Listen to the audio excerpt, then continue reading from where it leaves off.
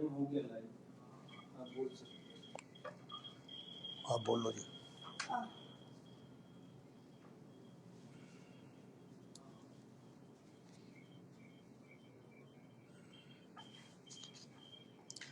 मेरी आवाज देखना आ रही है ठीक?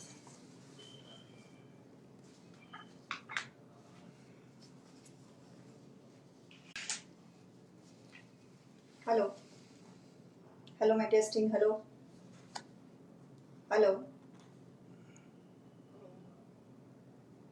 तो हेलो। बल्लभ भाई कथीरिया आ गए भाई। हाँ जी, नमस्कार जी। हाँ जी, सभी को नमस्कार। मैं सुखविंदर कौर।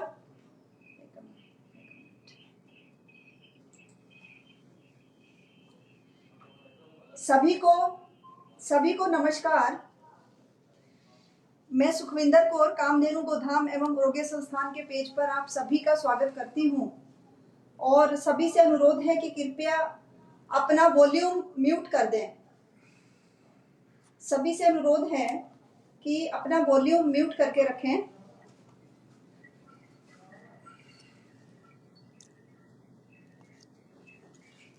Doctor S K. मित्तल जी हमारे साथ जुड़ गए हैं। डॉक्टर बल्लभ भाई कथीरिया भी जुड़ गए हैं। Doctor S K. मित्तल जी का बहुत बहुत स्वागत है।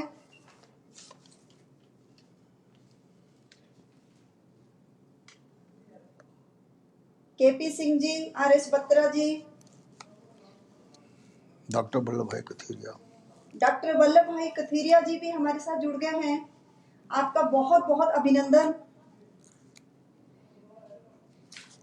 शशि गुप्ता जी, कामधेनु गोधाम एवं आरोग्य संस्थान की अध्यक्षा श्रीमती शशि गुप्ता जी वरिष्ठ उपाध्यक्ष श्रीमती और वरिष्ठ उपाध्यक्ष दोनों हमारे साथ जुड़ चुके हैं। उषा गुप्ता, उषा गुप्ता जी, बहुत बहुत स्वागत है। कुछ लोग और हमारे साथ बहुत जल्द जुड़ने वाले हैं और हम इस कार्यक्रम का प्रारंभ करेंगे। थोड़ा बता दो भैया, पहले बोलेंगे गुप्ता जी, उसके बाद फिर सबको। सर्वप्रथम आप सभी का बहुत बहुत स्वागत है।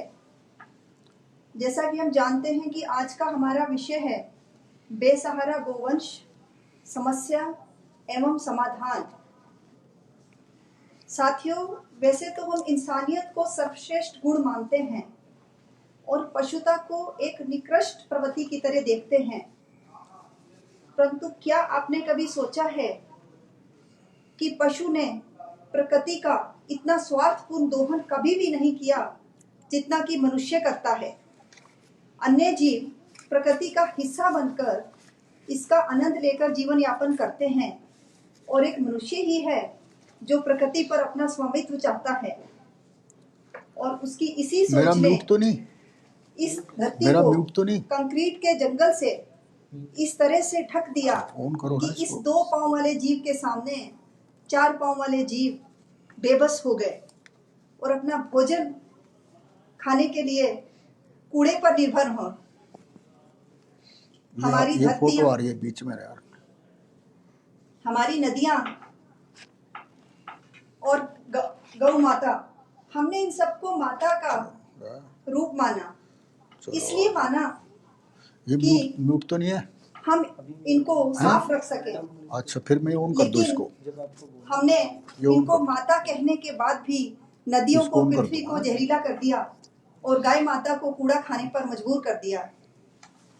मुझे इनसे कुछ पंक्तियां याद आ गई कि इतिहास ना तुमको माफ करेगा याद रहे, इतिहास न तुमको माफ करेगा याद रहे, पीढ़ियां तुम्हारी करनी पर पछताएंगी और पूरब की लाली में कालिख उत जाएगी।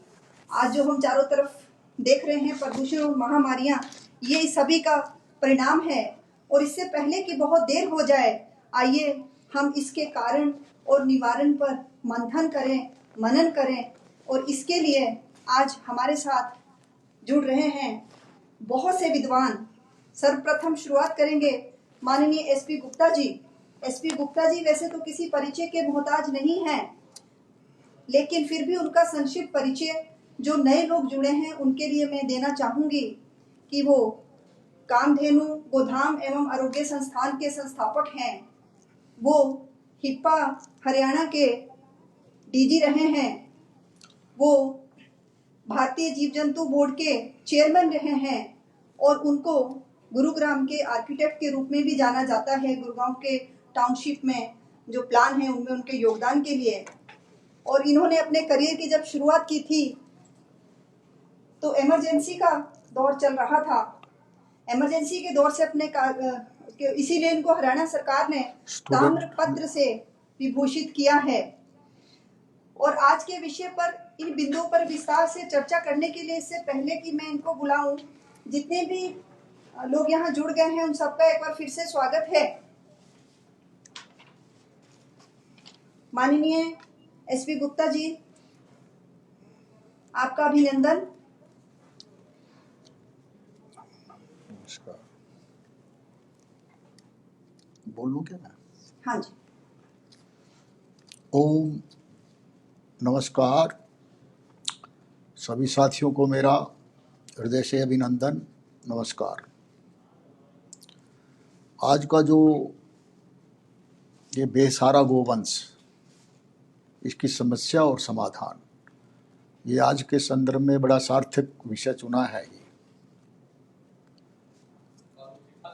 आज आप देखते हैं बेसहारा गलियों में, सड़कों पर लावारिस घूमते हुए, ट्रैफिक के लिए बाधा, जनता के लिए सिरदर्द और गंदगी का सबब बनते जा रहे हैं। कुछ लोग तो इनको आवारा की संज्ञा भी दे डालते हैं।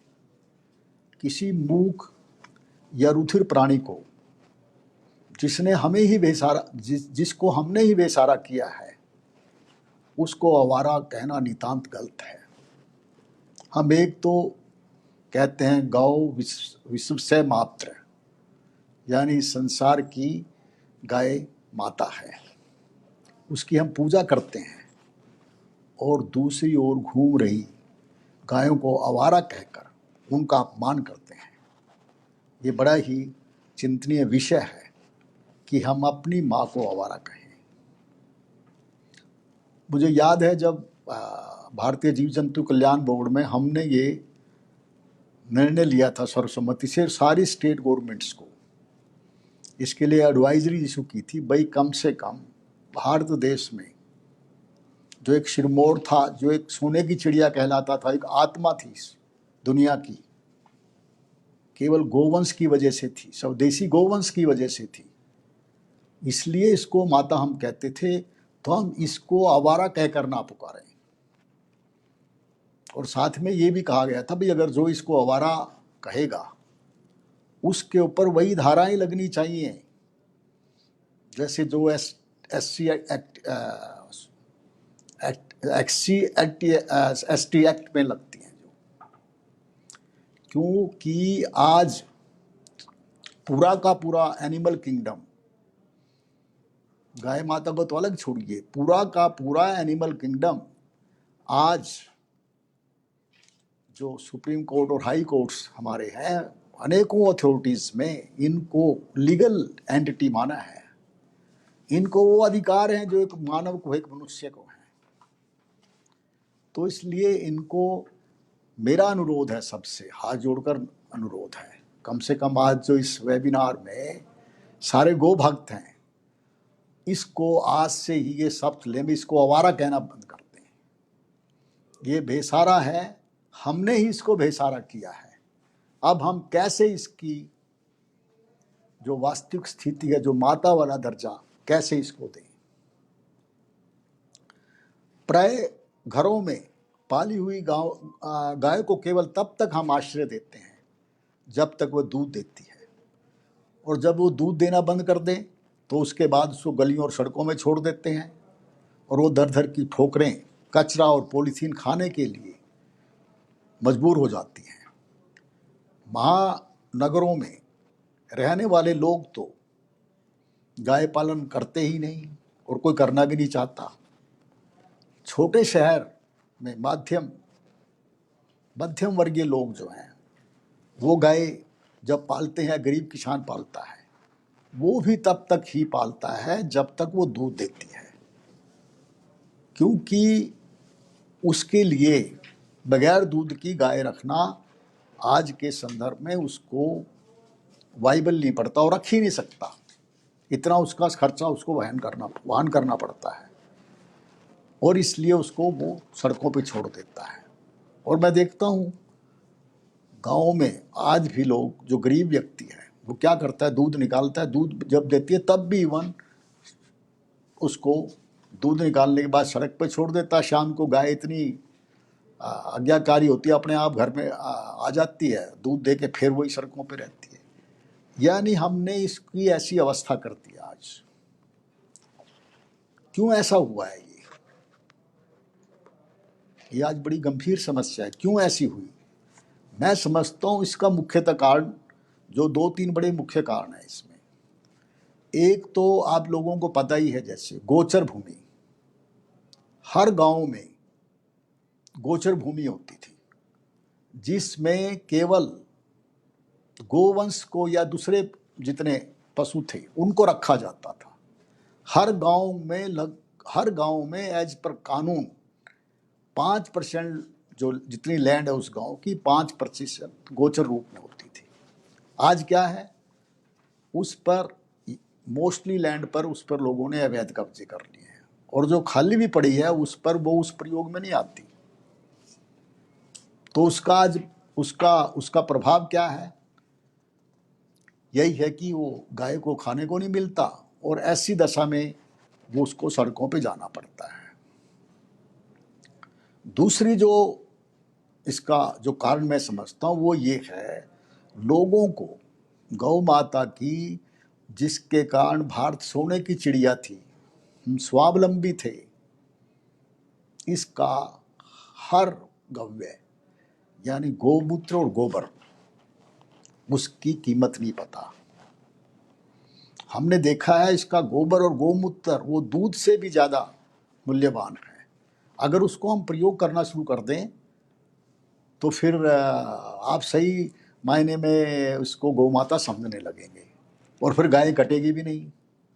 ये जो गौ माता कहते हैं, केवल हम अंधविश्वास या कोई ऐसी परंपरा के लिए नहीं कहते, ये तार्किक और आर्थिक आधार पर इसको गौ माता कहते हैं।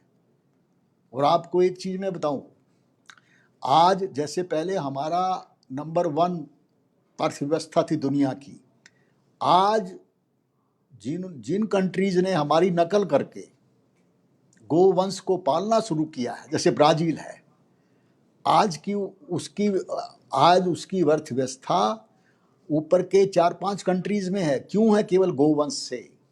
वियतनाम जैसे, उरुग्वे जैसे, इजराइल जैसे कंट्री आज केवल गोवंश की वजह से हैं। रसिया भी उसमें शामिल है। और देखिए, आपको हैरानगी होगी, इन कंट्रीज में गो हत्या पर मृत्युदंड है, और जो इसके कारण सोने की चिड़िया थी भारतवर्ष, उसमें किसी की हिम्मत नहीं है कोई गौ हत्या के ऊपर फांसी की सजा का प्रावधान करते। तो मेरा कहने का तात्पर्य ये है, हमें इसको उसी अवस्था में लाने के लिए इसको आर्थिक रूप देना पड़ेगा, आर्थिक आधार पर करना पड़ेगा। जो इसका मैंने कहा ना गोबर का, और इसका मैं उस पर आता हूं। एक दो तीसरी बात थी, जो तीसरा इसमें कारण है, हर शहर में, ग्राम में भी और शहर में भी पहले कांजी हाउस या फाटक होते थे। जितना भी बेसारा पशु था, गोवंश था, कोई भी, वो उसमें रखा जाता था, और उसकी रख रखाव करना वहाँ के स्थानीय प्रशासन की जिम्मेवारी थी।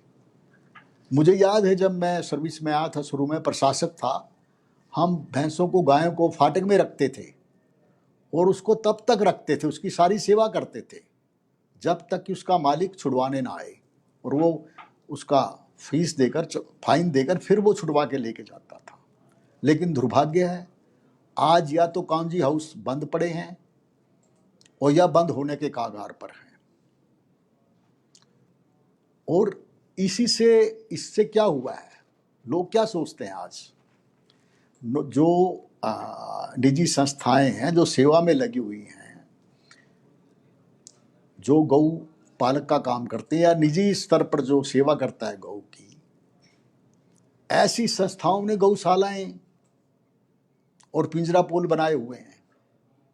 वहां पर सेवा के लिए रखी है उन्होंने। लोग समझते हैं ये जिम्मेवारी उनकी है, वो कैसे पालेंगे? सरकार तो उनकी कोई मदद नहीं करती। वो तो एक अपना सेवा भाव से उन्होंने स्टार्ट किया था, तो इसका ये मतलब नहीं है भाई वो इसको संभालें।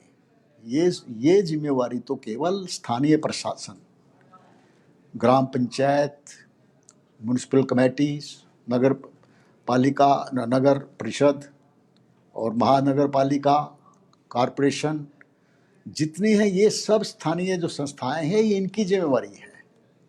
लेकिन दुख की बात है, या तो ये इनकी तरफ इन्होंने मुंह फेर लिया इस अपनी जिम्मेवारी से, और लोग तो ये लोगों के दिमाग में ये धारणा बैठ गई है कि ये जिम्मेवारी तो केवल इन गौशालाओं की है। तो ये भी दिमाग से निकालना पड़ेगा। मैं 2-3 जो इस पर फैसले हुए हैं वो आप लोगों को जानकारी देनी है इसकी, भाई उनको कैसे किया जाए। उसके लिए जरूरी है भाई हम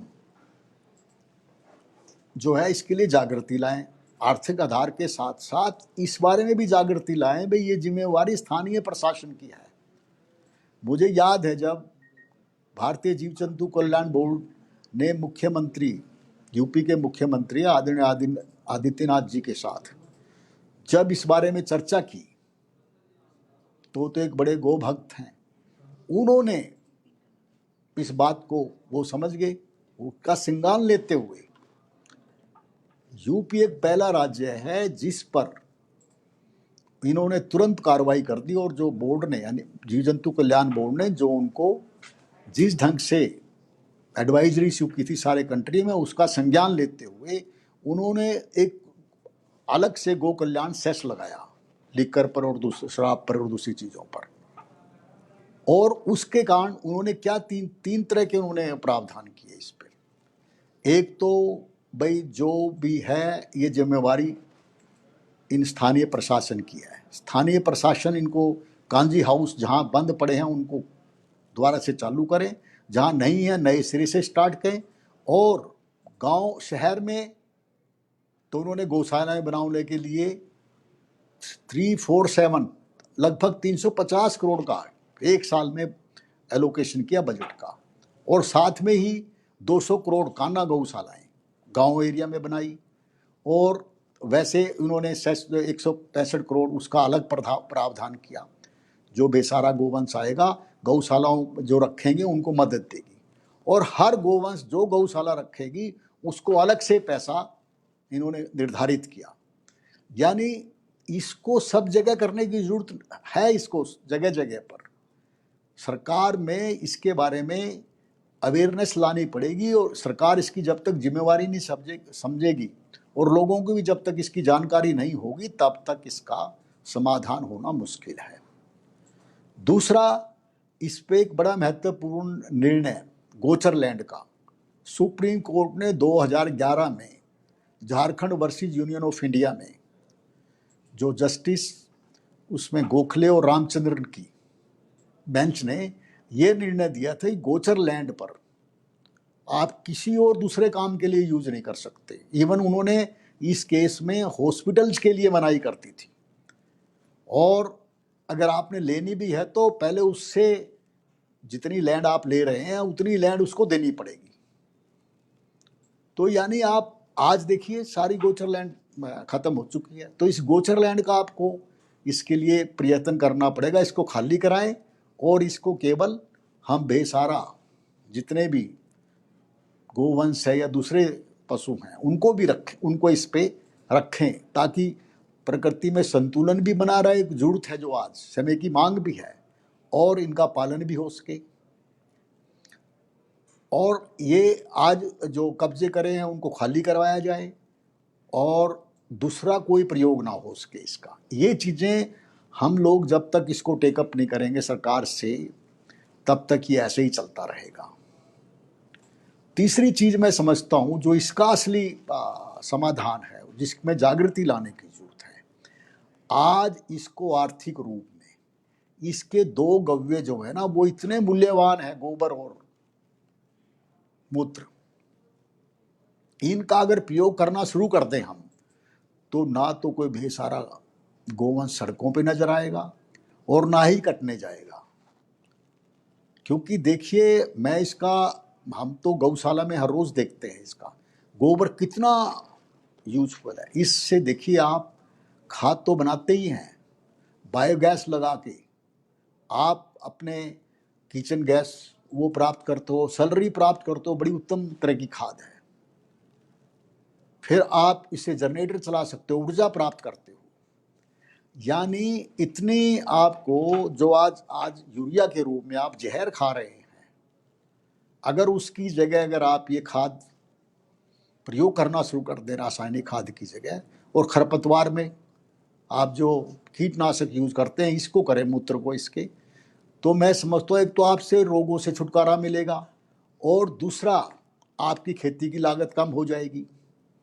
और किसान जो आज ये आज सुसाइड कर रहा है, आत्महत्या कर रहा है, खेती की इतनी लागत बढ़ चुकी है यूरिया के, इसके खाद के कारण और उसके कारण, तो वो बच जाएगा। दूसरा, इसमें जो पानी है, पानी जो मैंने जो पिछली बार जब था मैंने तब भी बताया था, देखिए जब रासायनिक खाद हम यूज करते हैं उसमें 4 गुना पानी की जरूरत पड़ती है, यानी नमी कम हो जाती है। तो इसको इसमें जब आप गोबर की खाद यूज करेंगे तो पानी आपको 1/4 लगेगा। दूसरा, इसमें उर्वरता के साथ साथ पानी का लेवल ऊपर बढ़ जाता है। आपको हैरानगी होगी, देखिए यही जो गोबर है इसमें यह अपार शक्ति है, इसमें ये अपने बादलों को आकर्षित करता है अपनी ओर, और इसमें वाटर लेवल को भी खींचता है। जैसे गाय के सींग हैं, जो कहता हूँ आपको, अपार शक्ति, ब्रह्मांडीय जो सकारात्मक ऊर्जा है उसको खींचने की शक्ति है, बादलों को खींचने की शक्ति है। गाय माता के जो खुर हैं वो भी पानी को ऊपर खींचते हैं, क्योंकि गोबर जब बरसात में पानी गिरता है, या आप गाय को जब नहलाते हैं या जब मूत्र करती है तो उसका वाटर लेवल जो बढ़ जाता है। और आपने देखा ही होगा गाय में एक ये जो गोबर में कृष्णी होती है, एक झिल्ली, वो भी बादलों को आकर्षित करती है। और एक सोडोमोनास एक जीवाणु होता है, वो भी बादलों को आकर्षित करता है। यानी पानी की कमी नहीं रहेगी। ये वाघबट जो गौशाला है अपनी कांचीपुरम में, उन्होंने इसका मध्य प्रदेश और झारखंड में प्रयोग किया, और जैसे जैसे गोवंश की संख्या कम होती गई पानी का लेवल नीचे जाता रहा। तो यानी ये साइंटिफिक प्रयोग हुए हैं जिससे पानी का लेवल जो है वो बहुत ऊपर जाएगा और ठीक रहेगा, और पानी की कमी नहीं रहेगी। यानी जब आपकी पानी की कमी नहीं रहेगी, ऊर्जा की कमी नहीं रहेगी, आपका स्वास्थ्य ठीक रहेगा, तो फिर आपकी प्रोस्पेरिटी अपने आप बढ़ेगी। यानी इसके केवल 2 मैंने पिछली बार भी देखा था कितने हम प्रोडक्ट बनाते हैं। मेरे पास आज इतना समय नहीं है, मैं हर एक की आपको उनको आप बना सकते हो, आप गौशाला को तो स्वावलंबी बना ही सकते हो, लेकिन इसमें असली रोल, जैसे मैंने कहा भाई, सरकार का है। सरकार अपना रोल भूल चुकी है। अगर हम ये समझें भाई बेसहारा गोवंश गौशालाओं के भरोसे या कोई सेवा में जो लगे हैं उनके भरोसे आप बचा पाएंगे, ऐसा संभव नहीं है। क्योंकि देखिए, जब तक इसका आर्थिक रूप से हम प्रयोग नहीं करेंगे, आर्थिक रूप से तभी करेंगे जब सरकार का सहयोग हो जगह जगह, क्योंकि गोचर भूमि में खाली भी सरकार कराएगी। फिर जहाँ गोवंश ज़्यादा बढ़ जाता है, बेसहारा गोवंश, वहाँ पर अभयारण्य बनाइए आप। फिर उसमें वो विधिवत योजनाबद्ध तरीके से वहाँ पर बायोगैस का प्रोविज़न करिए, वहाँ पर हॉस्पिटल का प्रोविज़न करिए, वहाँ पर जो है ना बोटलिंग प्लांट लगाइए। यानी फिर सारी प्रोस्पेरिटी वहीं पर खाद का सेंटर बनाइए आप, ताकि किसानों को यूरिया की बजाय वो खाद दें जो आप यूरिया पे सब्सिडी देते हैं, इतना महंगी देते हैं, उसकी बजाय आप उस पर सब्सिडी दें और इस खाद को इसको ऐसा जोन करें जैसे सिक्किम में किया है उन्होंने, जैविक पूरी उसके लिए किया है, ऑर्गेनिक फार्मिंग के लिए। ऐसे ही आप जगह जगह गांव-गांव में इसका प्रचार करके खेती करें हम, इससे हमारा स्वास्थ्य भी ठीक रहेगा। लेकिन ये तभी है जब सरकार इसमें मदद करे, क्योंकि कोई अपने लेवल पर नहीं हो सकता और हम कहीं बच जाएंगे, ऐसा नहीं है। दूसरा, अब जैसे मैंने कहा ना, ये इसके साथ जो आप प्रोडक्ट बनाते हैं, अब गौशालाओं वाले मैंने देखा बहुत से प्रोडक्ट बनाते हैं, हम भी बना रहे हैं, लेकिन वो मार्केटिंग कहाँ करें, क्योंकि सरकार का कोई सहयोग नहीं है। सरकार के डिपार्टमेंट में इतने खाद की रासायनिक खाद यूज करते हैं सरकार, फिनाइल है, सोप है, इतने चीज़ें हैं जो गौ माता के प्रताप से मिल सकती हैं। सरकार उससे मदद करे, सरकारी डिपार्टमेंट में ले, उनको प्राइस प्रेफरेंस दें और वो इसके लिए प्रोत्साहन दे उनको। जो अपना, अब जैसे अभी प्रधानमंत्री जी ने एसएमई को, एमएसएमई को जो इतने फैसिलिटीज़ दिया है, वो इसको उद्योग का दर्जा दें, टैक्स में राहत दें। तो यानी सरकार अगर इसको योजनाबद्ध तरीके से, जब तक सरकार नहीं जुड़ेगी, सरकार अपनी जिम्मेवारी नहीं समझेगी, तब तक ऐसा संभव नहीं है। लेकिन आपको ये समझें, अकेले गौशाला वाले या कोई निजी संस्था या कोई निजी आदमी सेवा करके, या सरकार भी अकेले गोवंश को ऐसे नहीं, जब तक इसका आर्थिक रूप नहीं करेंगे, इसमें सबका सहयोग जोड़िए। आप सोचे केवल सरकार ही अकेले कर लेगी, ऐसा भी नहीं है, सबको मिलके चलना पड़ेगा। इससे क्या है, हमारी रोजगार की समस्या भी खत्म होगी। आज शहर की तरफ भाग रहे हैं, वो भागना खत्म होगा जब गांव में प्रोस्पेरिटी आ जाएगी, स्वास्थ्य अच्छा रहेगा, सारी फैसिलिटीज बढ़ जाएंगी।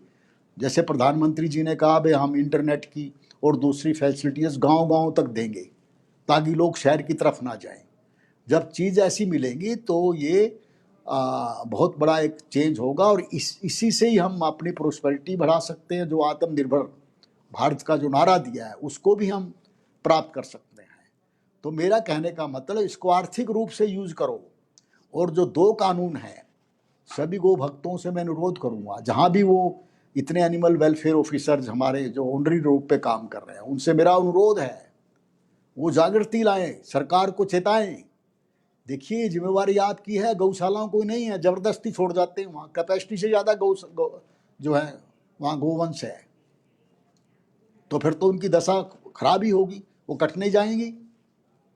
दूसरी, फिर नस्ल सुधारनी हो रही। आज गाय क्यों नहीं रखते लोग? क्योंकि दूध कम है। दूध क्यों कम है? क्योंकि हमारे पास अच्छे नंदी नहीं है। हम बछड़ों को छोड़ देते हैं, ना हम नंदी बनाते हैं ना हम बैल बनाते हैं। अगर बैल बनाकर यूज करें तो हमारी ऊर्जा की भी प्राप्ति होगी, हमारी जो ज़मीन की फर्टिलिटी है वो भी बढ़ेगी, क्योंकि उसमें नमी ज़मीन में बनी रहती है, और ट्रैक्टर से जो नमी खत्म होती है वो हमारी रिस्टोर हो जाएगी। यानी इतना लंबा विषय है, इसको हम तभी कर पाते हैं जब इसमें हम इसको आर्थिक रूप से प्रयोग करें, इसका गोवंश का, तभी हम कर पाएंगे। एक तो इसके बारे में जागृति लाए, भी सरकार की जिम्मेवारी है। दूसरा, ये सरकार इसमें ये जो मैंने गोचर लैंड वाला बताया है, इसके बारे में भी मुहिम छुड़ानी होगी। भाई हम खाली कराएं जगह जगह पर, अदरवाइज हम गोवंश को नहीं बेसारा गोवंश को नहीं कर पाएंगे अगर गोचर लैंड, आज जमीन है ही नहीं। अब जो गौशालाएं चला रही हैं, पहले तो पंचायत दे देती थी, लोग दान दे देते थे, वही पुरानी गौशाला। अब नई गौशाला बनाने में बड़ी दिक्कत है, जमीन उपलब्ध नहीं है, फिर साधन नहीं है। तो इसलिए सरकार तो ये कर सकती है, और जब तक जहां गोचर लैंड, ये सरकार जो पंचायत की लैंड है उसमें गोचर लैंड बनाए। यानी जो 5% का नियम है, जितनी टोटल लैंड है वो 5% गोचर लैंड के लिए निर्धारित करे। फिर वहीं पर ये सारा बेसारा गोवंश रहे, वहीं पर सारा ये सेंटर बने, ताकि किसान भी जो है वो भी उन्नति की ओर बढ़े, प्रोस्पेरिटी की ओर बढ़े, दूसरे लोग भी बढ़े, और गौ माता का जो हमारा असली जो है उसका, वो उसका फायदा हम उठाएं और वही उसका सम्मान मिले। तो यानी इन सब को विधिवत योजनाबद्ध तरीके से करना होगा, और इसके लिए इसका एक ही समाधान है। असली समस्या तो सब लोग जानते हैं, एक तो इसकी जागृति लाना, इसको आर्थिक रूप पर कैसे प्रयोग करें, दूसरा, सरकार अपनी जिम्मेवारी को समझे। ये मैं बार बार कहता हूँ, ये गौशालाओं या पिंजरा पोल की जिम्मेवारी नहीं है, सरकार की है, स्थानीय प्रशासन की है। और इस पर जो माननीय, वैसे तो सुप्रीम कोर्ट ने 2008 में आदेश किए, फिर उत्तराखंड हाई कोर्ट में जस्टिस राजीव शर्मा जी ने, और फिर अभी 2019 में अपना ये पंजाब हरियाणा हाई कोर्ट में उन्होंने ये निर्णय दिया 2019 में, भाई आप जो है इनको वही सम्मान, वही अधिकार हैं जो एज ए लीगल एंटिटी समझिए, और वही सारी फैसिलिटी मिलनी चाहिए। बल्कि उन्होंने तो यहाँ तक कह दिया, मैं आज से सभी व्यक्तियों को इनका माँ बाप डिक्लेयर करता हूँ, माँ बाप की तरह वो इनका पालन करें। देखिए इससे बड़ा क्या होगा। तो सभी जिम्मेवारी सरकार की भी है, लोगों की भी जिम्मेवारी है। लोग भी मैं एक आह्वान और करता हूँ, आज देश में कम से कम एक परिवार एक गोवंश को अपनाए, उसका खर्चा दे, गौशाला को दे, सरकार को दे। कम से कम एक परिवार एक गाय को अपनाए, जब ही जाकर हम देखिए एक वही स्थिति में आ जाएंगे, वही सिरमौर बन जाएंगे हम, और उसको वही उच्च स्थान मिल पाएगा। तो मैं ज़्यादा कुछ न कहता हुआ, क्योंकि आज बहुत से महानुभाव जुड़े हुए हैं। आदरणीय वल्लभ भाई कथीरिया जी को भी मैं देख रहा था, डॉक्टर एस.के. मित्तल जी भी हैं, और हमारे प्रिंसिपल सेक्रेटरी हैं राजशेखर गुंडरू जी, शायद वो भी उनका भी संबोधन होगा। तो मैं ज़्यादा कुछ नहीं कहता हुआ, कोई भी आपकी क्वेरीज हो मेरे से बाद में पूछ सकता है। तो मैं अनुरोध करूँगा भाई इनको बारी बारी से जो बोलना चाहते हैं उनके वो लिया जाए। और सुनील मान सिंह जी को भी देख रहा हूँ मैं, उनका भी स्वागत करता हूँ। बहुत बहुत बहुत बहुत धन्यवाद गुप्ता जी। और हमारे साथ बहुत से लोग जुड़ गए हैं जो आज इस कार्यक्रम का हिस्सा बनेंगे। हम बहुत सौभाग्यशाली हैं कि हमारे साथ हैं वल्लभ भाई कथीरिया जी। वल्लभ भाई कथीरिया जी, आपका बहुत बहुत अभिनंदन। और ये राष्ट्रीय कामधेनु आयोग के चेयरमैन हैं, MOS गवर्नमेंट ऑफ इंडिया और गुजरात गो आयोग के चेयरमैन रह चुके हैं। और हम प्रतीक्षारत थे कि हमें आपके कीमती विचार सुनने को मिलेंगे। मेरा आपसे अनुरोध है, जैसा कि अभी गुप्ता जी ने कहा कि ये एक सामूहिक समस्या है और इसका कारण तथा निवारण, इसके ऊपर आप हमारा क्या मार्गदर्शन कर सकते हैं, कृपया अपने सुझाव दीजिए। आपका अभिनंदन वल्लभ भाई कथीरिया जी। डॉक्टर वल्लभ भाई बंदे।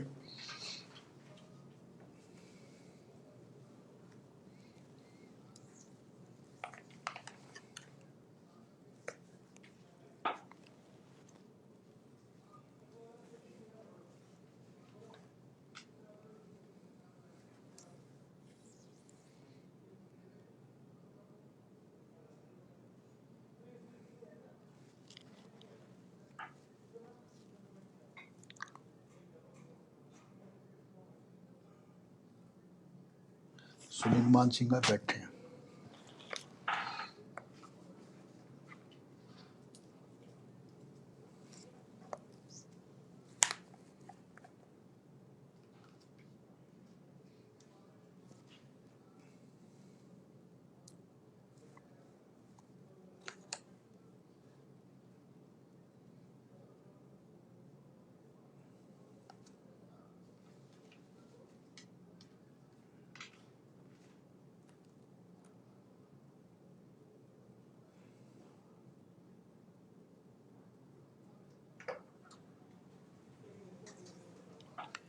ये अपने आप बंद क्यों हो जाता है?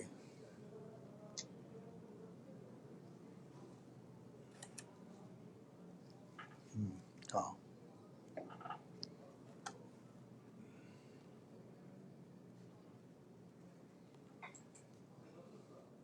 मैं दिखाई दे रहा हूँ इनको। ये क्यों खत्म हो जाती है? ये सर नीचे चली जाती है जो बोल रहे हो। चलो मैं ऐसे देखूँ, मतलब कहीं पे भी टच कर दीजिए। अच्छा। कहीं पे भी नीचे।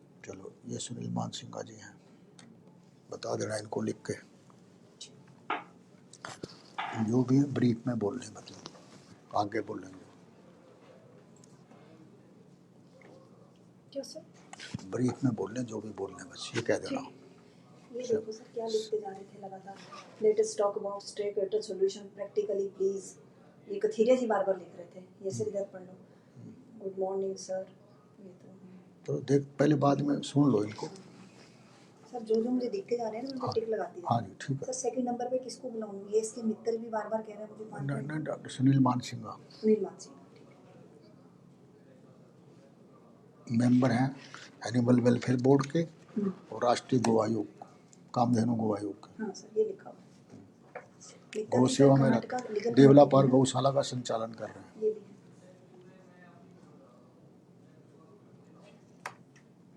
मेरी आवाज तो नहीं जा रही वहाँ है?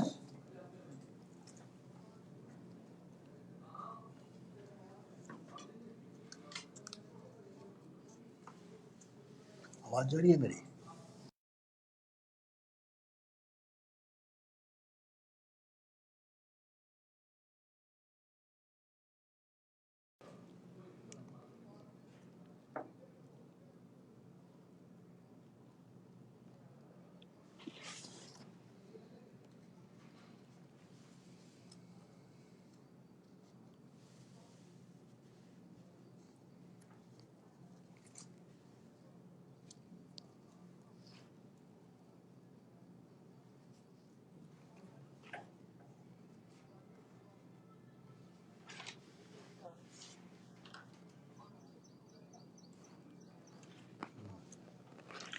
ये ऐसे आ जाएगी वैसे है।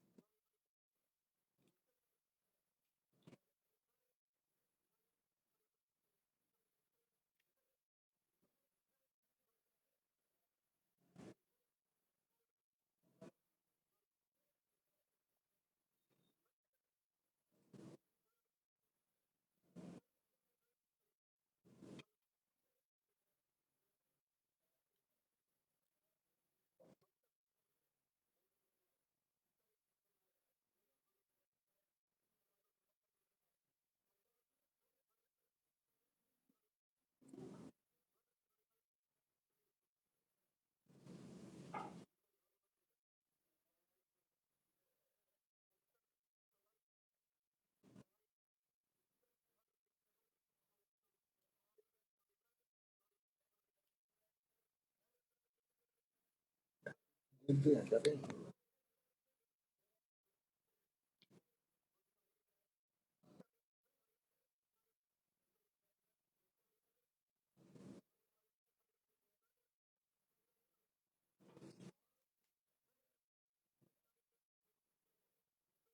मानसिंह और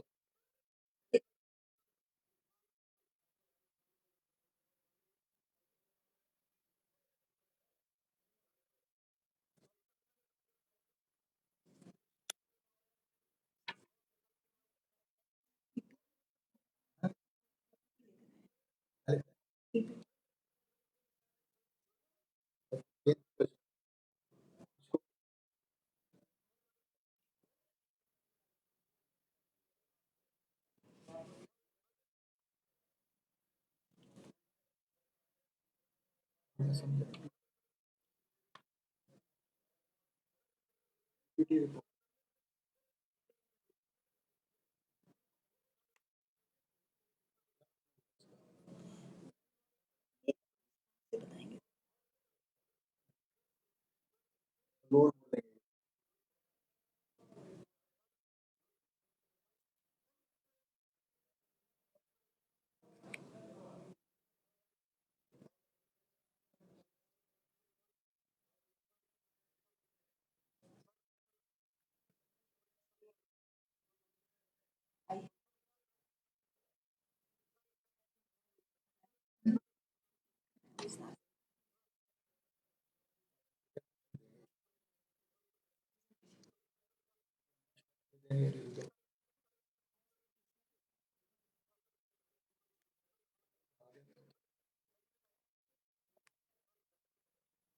इनको 5 ज़्यादा ये भी आ गए मैंने देखा।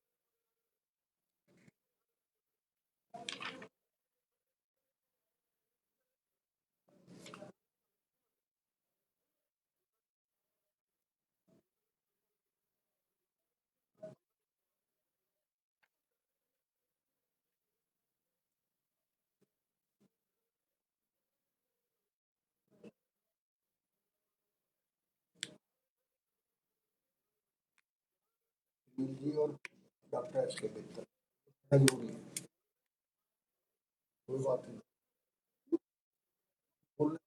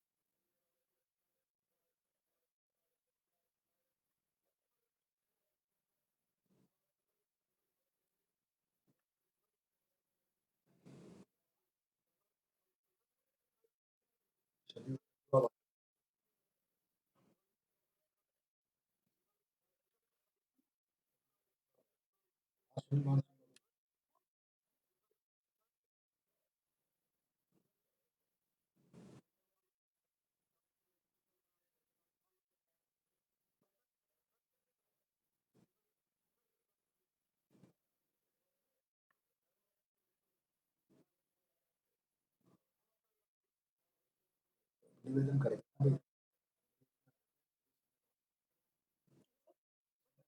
में बोल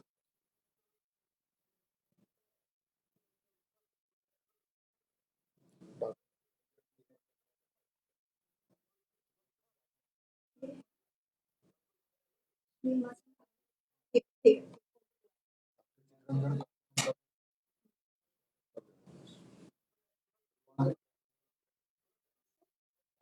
रंजन का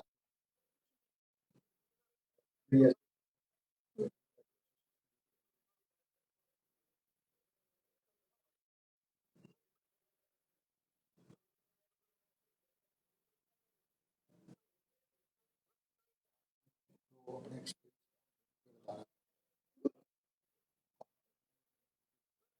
बताना ठीक कुछ बोल सिंह जी को नाराज बैठे हैं हाँ चलो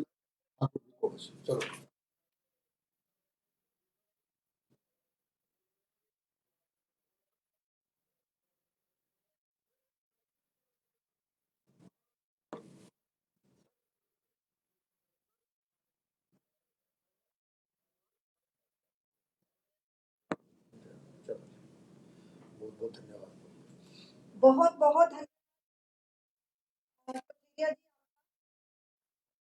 आपने जो ऑर्गेनिक काउडंग की जो कि एक सोना साबित और आप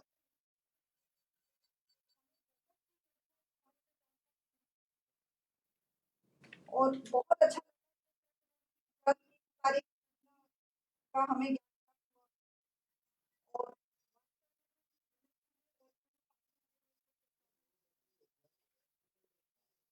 वो बैटरी सुबह तक था थोड़ा सा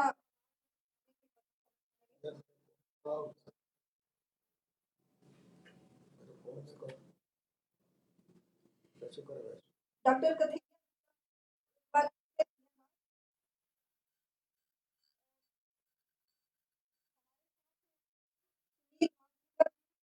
मेंबर और राष्ट्रीय और ये देवला